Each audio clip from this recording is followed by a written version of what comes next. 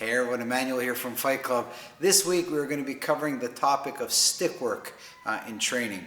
So I wanted to make a quick little video sharing with everybody a practice that you can do at home that will help you kind of constantly build comfort and awareness of working with a stick, but it could be applied to all weapons. But I'm going to show you some of my personal training that I do when I come to class, beforehand or afterhand or at home, just to kind of get familiar, get comfortable, and have more time with this tool in my hand. So let me share with you the way I break it down. So I break it down first and foremost to the way it's typically used, which is in your hands.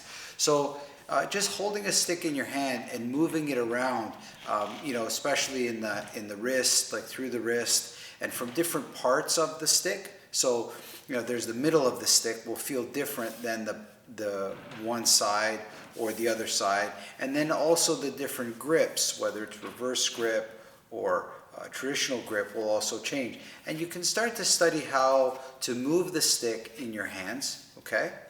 That's a great way of beginning. It sounds really basic, but to be honest with you, it's actually quite advanced, like most applications. And then I start to move it maybe in different ways. So maybe like a figure 8 or from different positions in my hands. So maybe from beside me or from behind me of sorts or above me.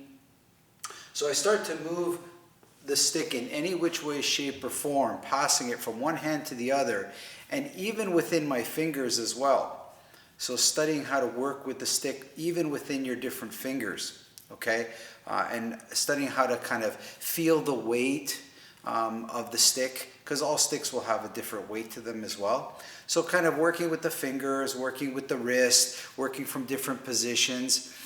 And then the exact same thing is with your feet. So I will put the stick on the ground now and start to move it with my feet and ankles, okay? So that again is a different way of looking at it. So you put the stick on the ground and just start to kind of pass it around, move it around with your feet from one side to the other side, dragging it, kicking it, controlling it with your feet. And then you can even do it from this position where you start to kind of move the stick, utilizing your ankles, different parts of your feet. So the side of the foot, the inside of the foot, the back of the foot, the front of the foot. So you start to kind of play with the stick just like you did with your hands, but with your feet. So those are the two areas that I would begin with. And then I would start and I would go up the chain now, and I would start working with my elbows and starting to feel how I can work with the stick in my elbows, okay? Or in the forearm area anyway. So I start to kind of move it around. You can grab it and move, or you can just let it kind of float in your elbow area and try to see all the different things that you can do, right? So try to say to yourself, can I work with the stick in many different ways? So, just kind of holding it in your elbows and feeling it. And you can apply anything. You can do kicks, you can go to the ground, you can get up, you can jump, you can run. But you're working with the stick in that elbow region, okay? In that forearm, upper arm region. And then the exact same thing again with the same part of the leg. So the back of the knee, the front of the knee. So you're starting to work using the stick, and the place of generating the movement is from the knee. The outside of the knee, or the inside of the knee, or the back of the knee, or the front of the knee. And you can do it many different ways, right? It can be like this as well. Just being comfortable moving the stick, or the stick even approaching your knees.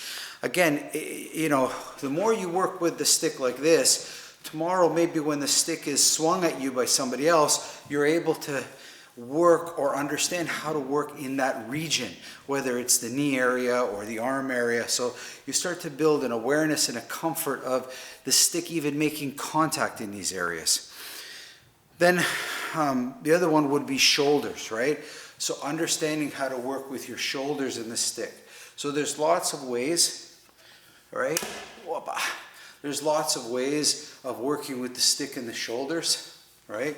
And trying to say to yourself, okay, I wonder what I can do with the stick on my shoulders, and even later generating movements that come from the shoulder area, right?